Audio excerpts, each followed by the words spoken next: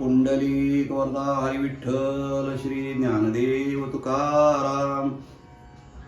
नमस्कार मंडळी, अमृतबिंदू या आध्यात्मिक मराठी यूट्यूब चॅनलवर पुन्हा एकदा आपले स्वागत आहे. आजचा चिंतनाचा श्लोक असा आहे: नसे अंत अनंत संतापुसावा, अहंकार विस्तार हा निरसावा, गुणे विण निर्गुण तो आठवावा, देह बुद्धीचा आठवो नाठवावा. श्रीराम.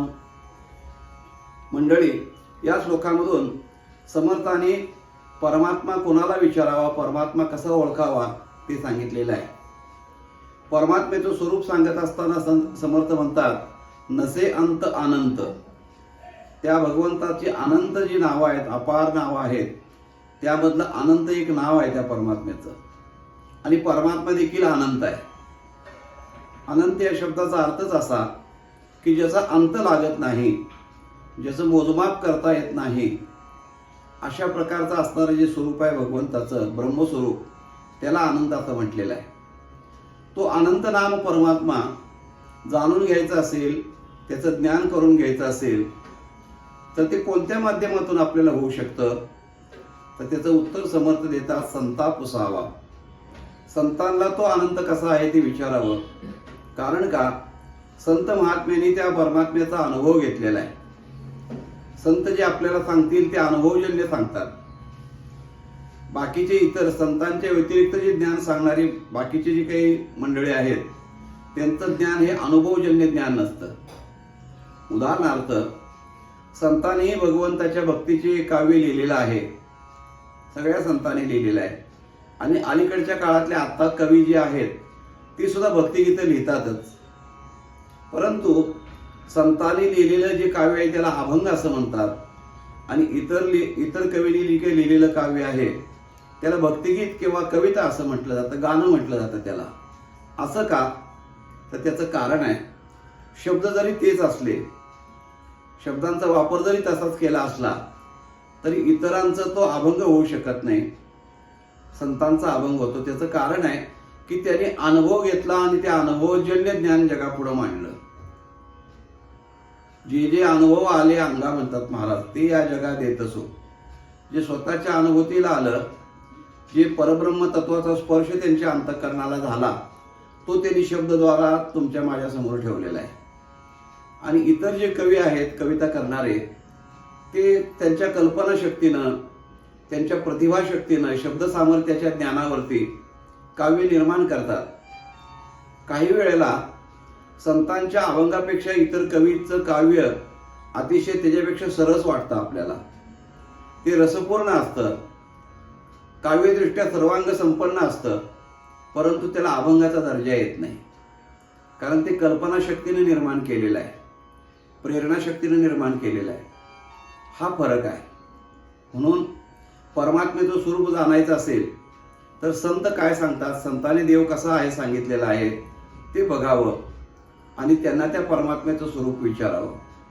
म्हणून समर्थ इथे म्हणतात की नसे अंत अनंत संतापुसावा, संतांना विचारावं. एका कवीनं असं म्हटलेलं आहे, नका विचारू देव कसा, देव असे हो भाव तसा.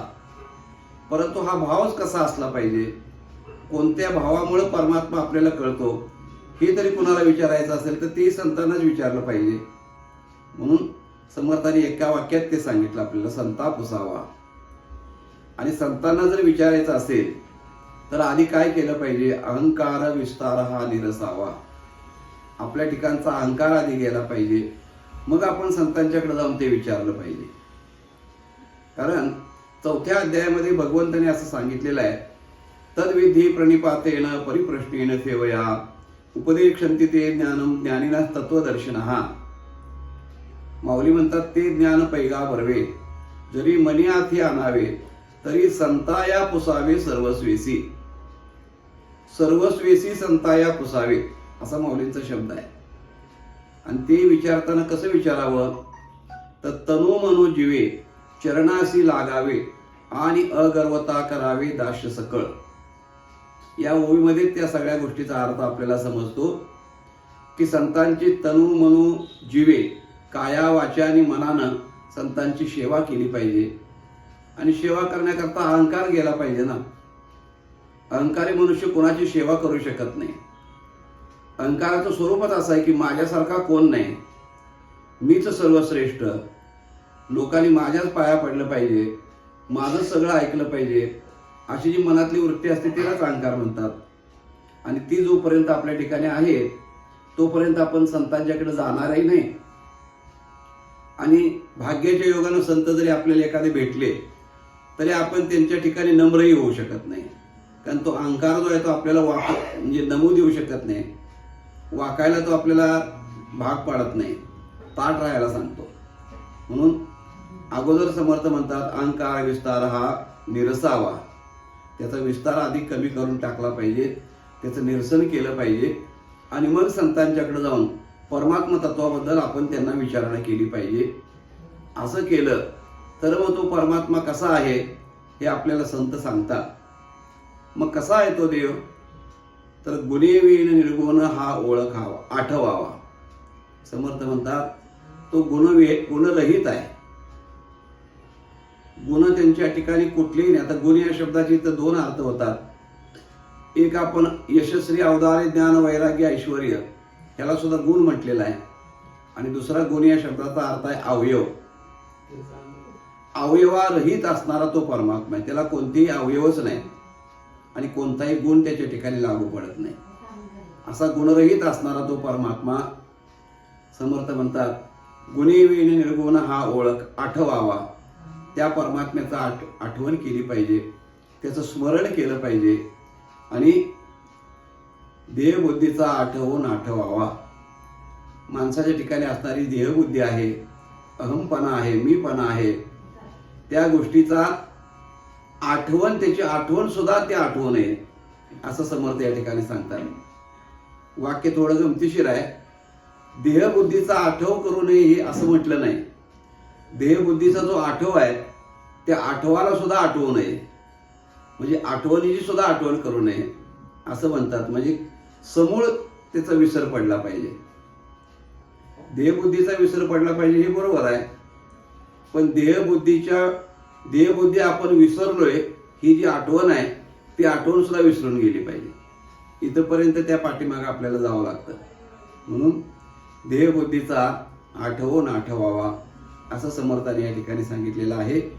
तेव्हा या सगळ्या प्रक्रिया ज्या आहेत त्या भक्ती मार्गाकडे आपल्याला उन्नत करणाऱ्या, साधकाला भक्तीच्या मार्गावर अग्रेसर करणाऱ्या अशा या प्रक्रिया आहेत.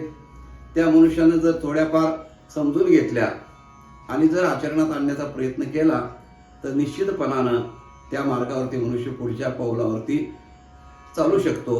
अशा प्रकारचं मार्गदर्शन आपल्याला समर्थाने या ठिकाणी केलेलं आहे मंडळी.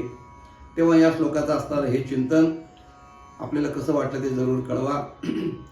चॅनल अवश्य सबस्क्राईब करा, इतरांच्यापर्यंत त्याची माहिती जरूर द्या. भेटूया मंडळी पुन्हा पुढच्या भागामध्ये. तोपर्यंत नमस्कार. रामकृष्ण हरी.